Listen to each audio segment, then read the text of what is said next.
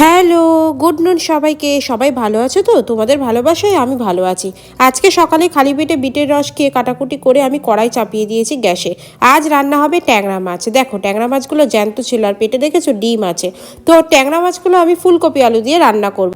প্রথমেই ফুলকপি আলুগুলো আমি ভালো করে ভেজে নেব। মা বলেছিল লাল লাল করে ভাজা হলে তবেই নুন দিতে। আমি সেই মতো লাল লাল করে ভাজার পর নুন দিলাম। এরপর ভাজা হয়ে গেলে আমি ট্যাংরা মাছগুলো তেলের উপরে ছেড়ে দিলাম। ও একা হাতে সব করা যায় বলো? এরপর করে রাখা মশলাটা আমি কড়াইতে দিয়ে ভালো করে নেড়ে চেড়ে নিলাম। তারপর একে একে সব মশলা দিয়ে নেব। মশলাগুলো দিয়ে আমি ভালো করে কষে নেব। এরপর আমি একটু চিনি দিয়ে আবার কষানো শুরু করলাম। পুরোপুরি কষা হয়ে গেলে আমি ফুলকপি আলুটা দিয়ে গরম জল ঢেলে দিলাম।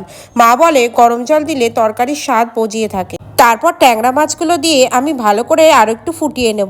আমার রান্না রেডি। এখন শুধু গরম গরম নামিয়ে সার্ভ করার পালা। আজকের লাঞ্চে ছিল লাল শাক ভাজা, ফুলকপি দিয়ে আলু দিয়ে ট্যাংরা মাছ, চাটনি, পাঁপড় আর পায়েস। কিন্তু পায়েসটা কিন্তু আমি খাইনি। টাটা।